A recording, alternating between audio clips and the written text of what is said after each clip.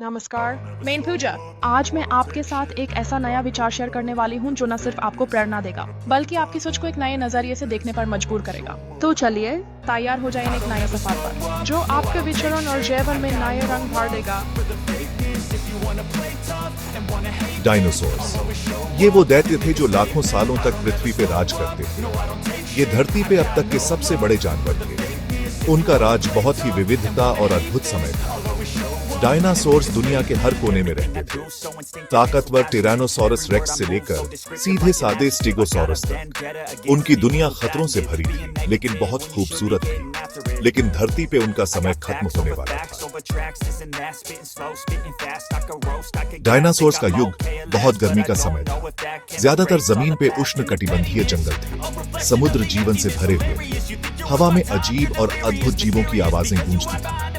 ब्राकियोसॉरस जैसे विशाल डायनासोर्स पेड़ों की ऊंची शाखाओं को खाते थे। छोटे डायनासोर्स उनके पैरों के बीच भागते दौड़ते थे। समुद्र में विशाल सरीसृप मछलियों का शिकार करते थे। डायनासोर्स अजेय लगते थे। लेकिन धरती के अंदर कुछ हो रहा था। गहरी गहराइयों में पृथ्वी की परतें हिल रही थीं, जैसे कोई अदृश्य शक्ति उन्हें खींच रही हो। डायनासोर्स के बस में न होने वाली ताकतें बिराज रही थीं।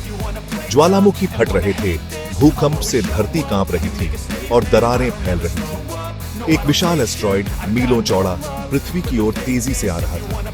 यह एक ऐसा दृश्य था जो डायनासोर्स ने कभी नहीं देखा था। एस्ट्रॉइड बहुत तेज गति से आ रहा था। उसकी गति इतनी अधिक थी कि वह अंतरिक्ष में एक चमकदार रेखा की तरह दिख रहा था। एक तेज चमक के साथ यह पृथ्वी के वायुमंडल में प्रवेश कर गया।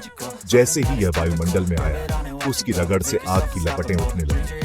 आसमान लाल हो गया, फिर रात जैसा काला। यह दृश्य किसी भयानक सपने जैसा था, जैसे प्रकृति ने अपनी सारी शक्तियों को एकत्र कर लिया। डायनासोर्स को पता नहीं था कि क्या होने वाला है।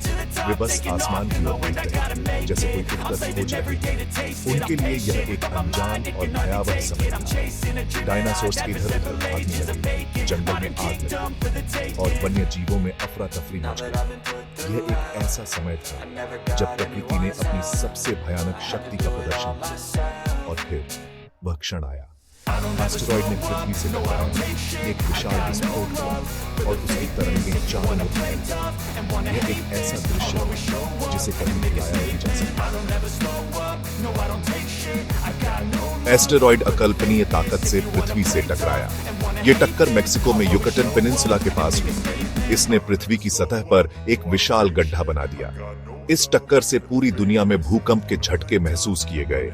ज्वालामुखी फट पड़े, जिससे लावा और राख हवा में फैल गए। मीलों ऊंची सुनामी समुद्र तटों से टकराई। इस टक्कर से लाखों टन धूल और मलबा वायुमंडल में फैल गया। सूरज ढक गया, पृथ्वी अंधेरे में डूब गई। चारों तरफ बर्बादी थी। पूरे ग्रह पर आग लग गई। हवा जहरीली हो गई, तापमान बहुत गिर गया। गर्म और स्थिर जलवायु के आदि डायनासोर्स मरने लगे। भाग 6।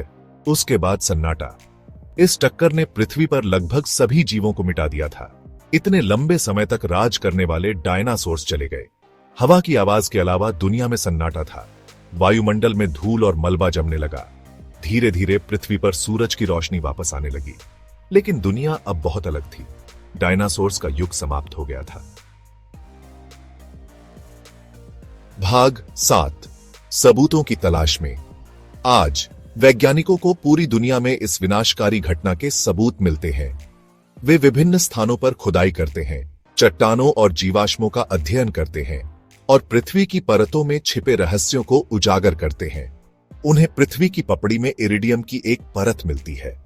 यह परत एक महत्वपूर्ण सुराग है, क्योंकि इरिडियम पृथ्वी पर दुर्लभ है, लेकिन क्षुद्र ग्रहों में आम है। यह परत इस बात का संकेत देती है कि एक विशाल क्षुद्र ग्रह ने पृथ्वी से टकराया था। इरिडियम पृथ्वी पर दुर्लभ है, लेकिन क्षुद्र ग्रहों में आम है।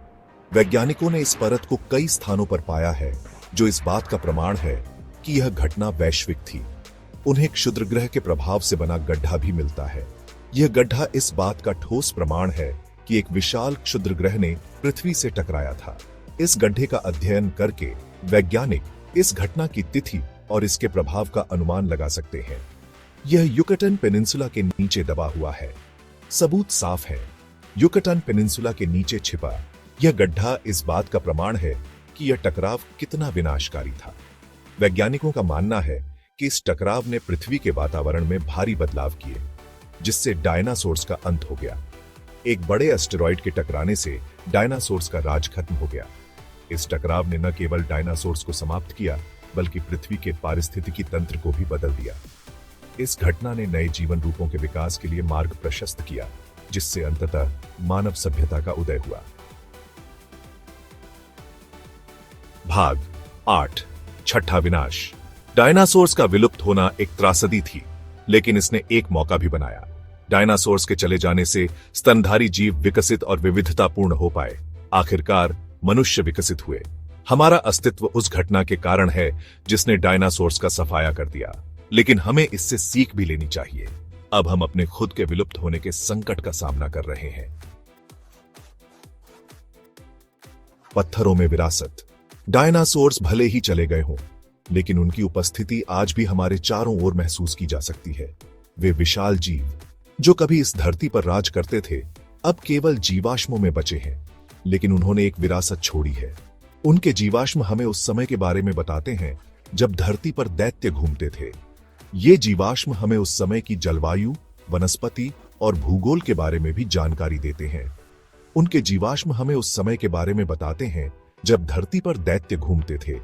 वैज्ञानिक इन जीवाश्मों का अध्ययन करके यह जानने की कोशिश करते हैं कि डायनासोर्स कैसे रहते थे, क्या खाते थे और कैसे विलुप्त हो गए।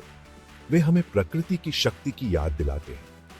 धरती की सतह पर हुए बदलावों और प्राकृतिक आपदाओं ने इन जीवों को विलुप्त कर दिया, लेकिन उनके अवशेष हमें यह सिखाते हैं कि प्रकृति कितनी शक्तिशाली है। डायनासोर्स हमें अनुकूलन के महत्व के बारे में भी सिखाते हैं। वे हमें यह बताते हैं कि जीवित रहने के लिए अनुकूलन कितना महत्वपूर्ण है। जो जीव अनुकूलित नहीं हो सके, वे विलुप्त हो गए। पृथ्वी पर जीवन लगातार बदल रहा है। समय के साथ साथ पर्यावरण में बदलाव आते रहते हैं और जीवों को इन बदलावों के साथ तालमेल बिठाना पड़ता है। हमें जीवित रहने के लिए अनुकूलित होना चाहिए। यह अनुकूलन ही हमें जीवित रखता है और हमें बदलते पर्यावरण में टिकने की क्षमता देता है। डायनासोर्स भले ही चले गए हैं, लेकिन उनकी कहानी हमें प्रेरित करती रहती है। उनकी विरासत हमें यह सिखाती है कि जीवन में अनुकूलन और परिवर्तन कितना महत्वपूर्ण है। उनके अवशेष हमें यह याद दिलाते हैं।